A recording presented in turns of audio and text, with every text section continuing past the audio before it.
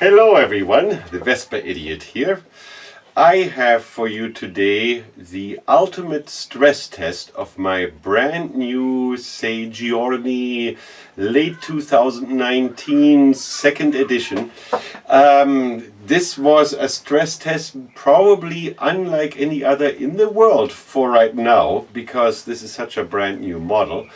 I drove over 7,000 kilometers through the most adventurous countries of Europe, 12 different countries right down till Turkey, from Germany, and then all the countries in between, and crossed over to Italy. Wanted to go to Africa, but because of COVID this ended up not being possible. And so in those roughly 7,000 kilometers through the most bumpy roads, some dirt trails, some really wickedly fast highways, such as in Germany and in Italy, this Vespa here got an incredible workout.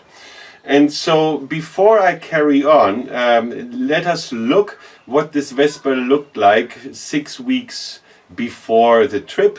And then I will be showing you clips of the Vespa, what it looks like now. It hasn't been washed yet. I just returned a few days ago, and will share with you what really is the ultimate stress test of a Sei Giorni.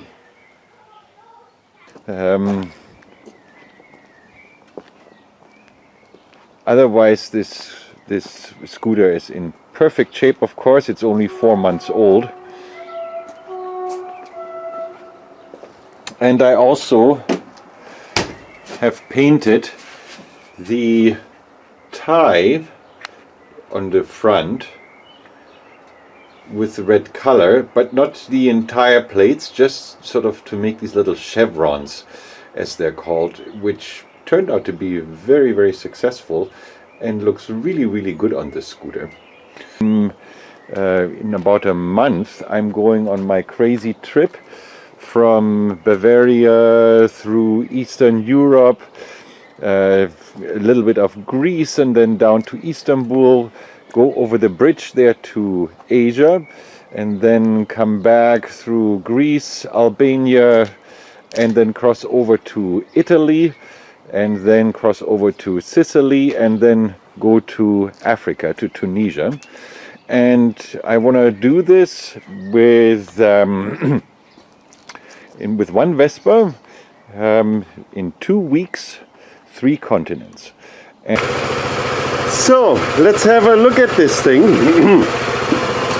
As you will hear later, the belt already snapped twice at 16,000 kilometers by now. That is a real problem, and that is something that Vespa will have to look at. I have the engine running so that you can hear the belt noise already again.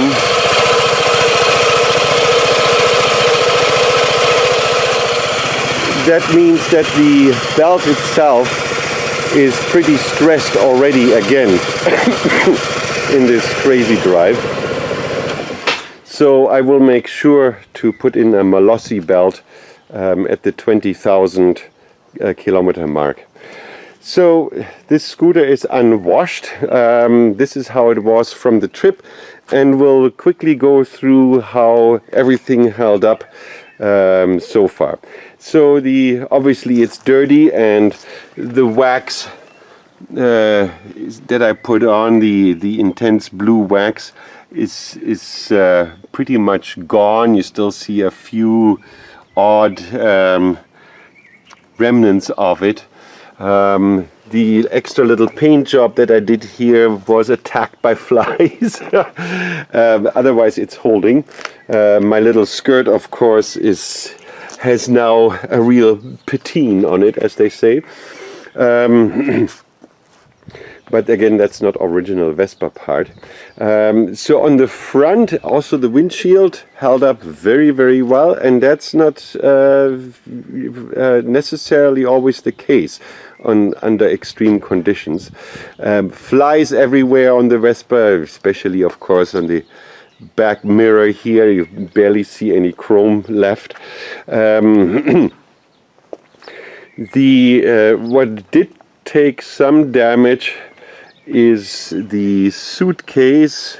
I had it painted. That's the difference between what you saw in the beginning clip 6 weeks ago. And it has numerous chips like this, and also especially underneath. I'm not going to take it off.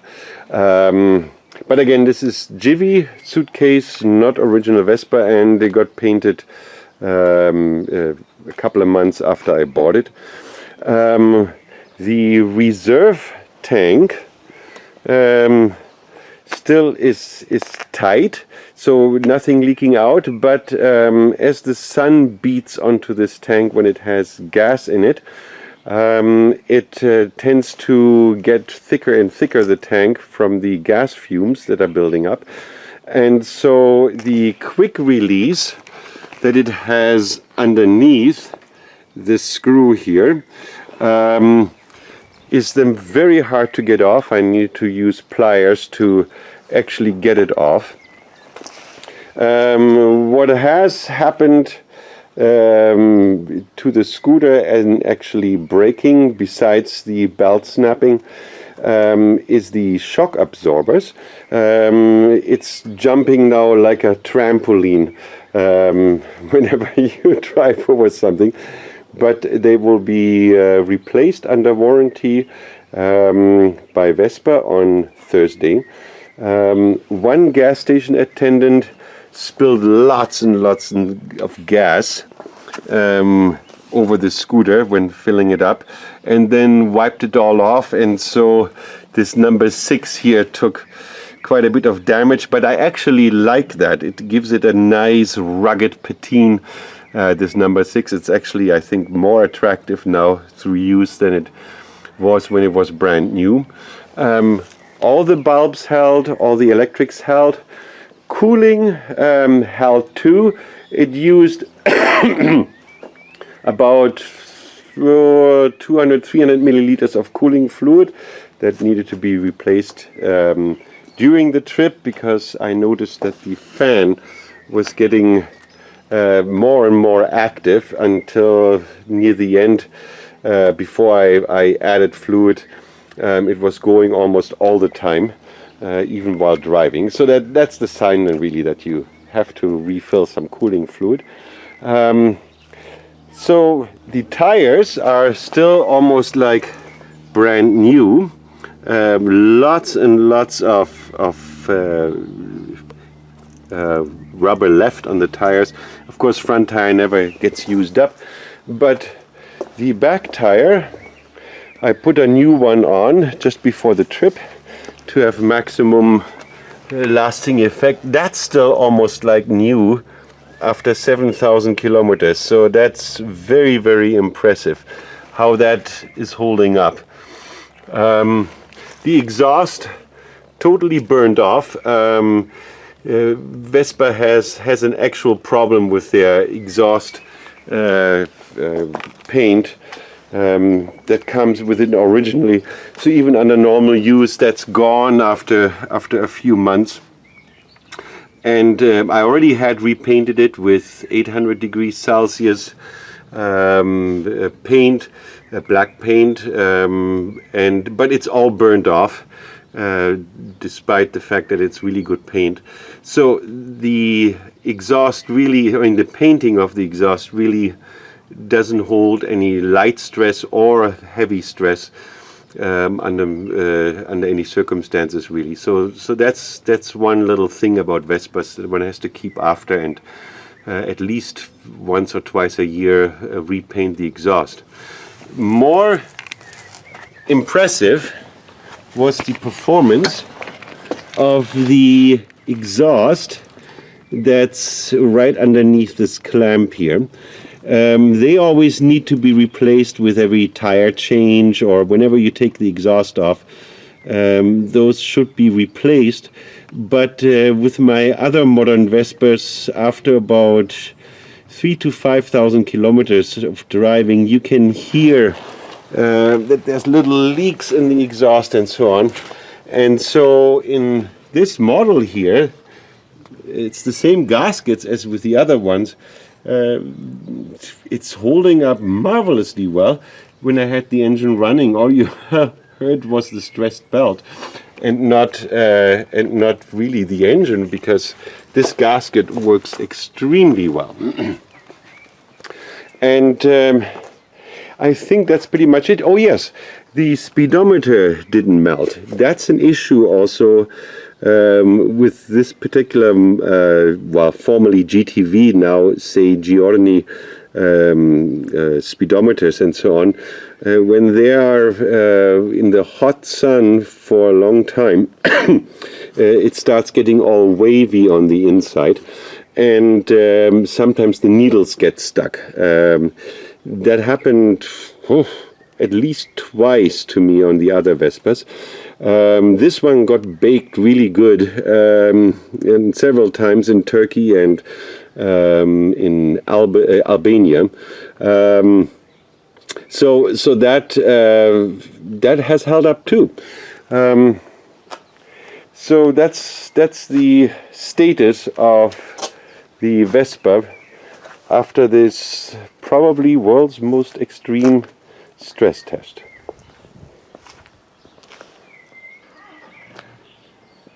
So now that you have seen the Vespa before and after, let me talk a little bit about it. So two things broke on the trip. Number one, in Bulgaria on a especially bumpy road, my shock absorbers gave up their ghost. So the Vespa is bouncing like a trampoline right now, but this will be fixed under guarantee in 2 days. They put new shock absorbers into the Vespa. And the other thing is a serious one, and that is that the belt in the CVT, so in the transmission, keeps snapping. I had my 10,000 kilometer service here in Germany, and then at 12,000 the belt snapped.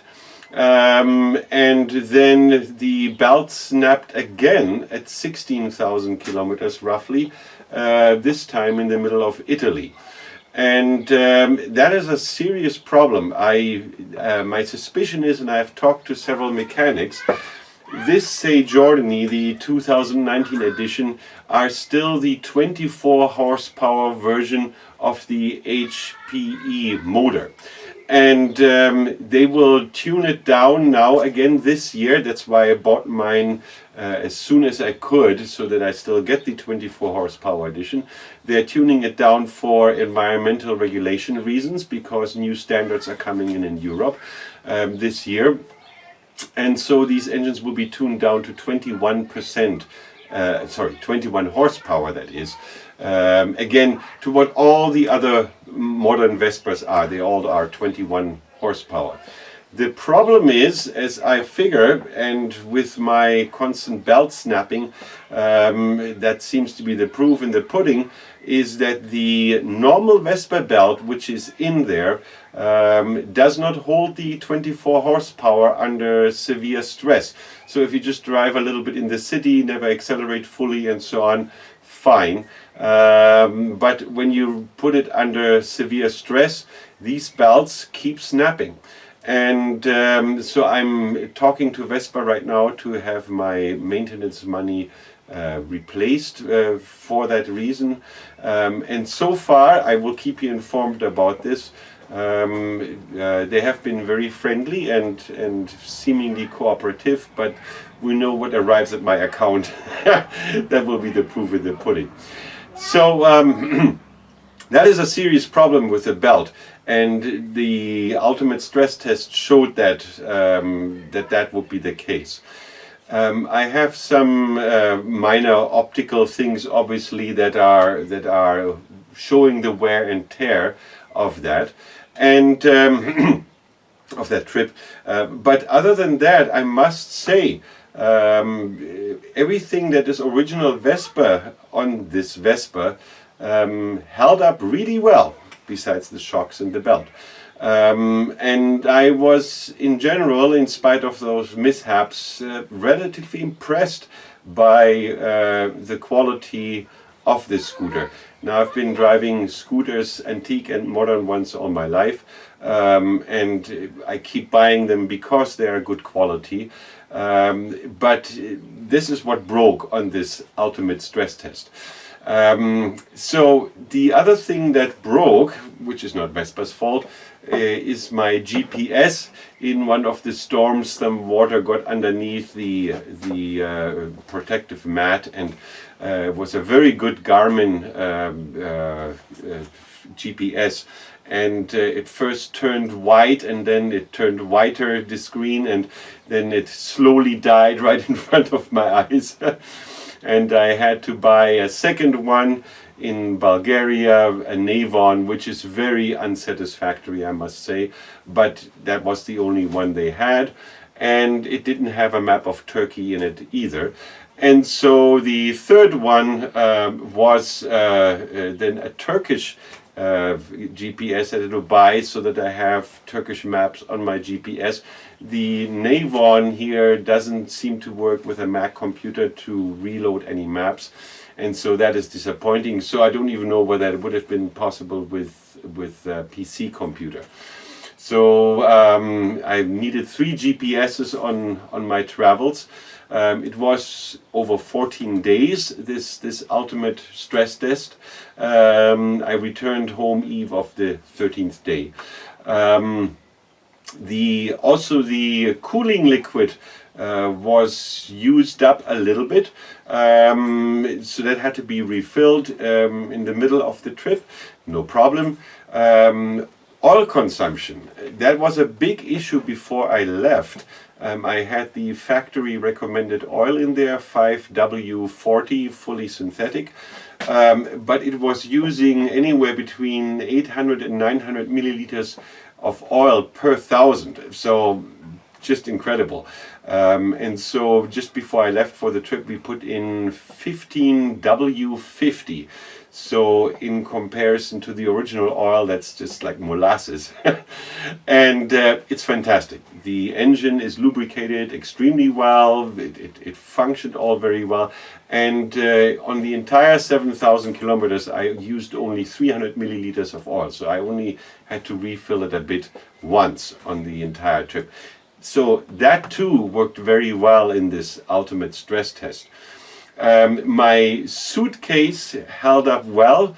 I've pointed out some paint damage that came from constantly taking it off and putting it on every hotel. That obviously stresses the suitcase. But again, it's a Jiffy suitcase, and this is not an original Vespa part.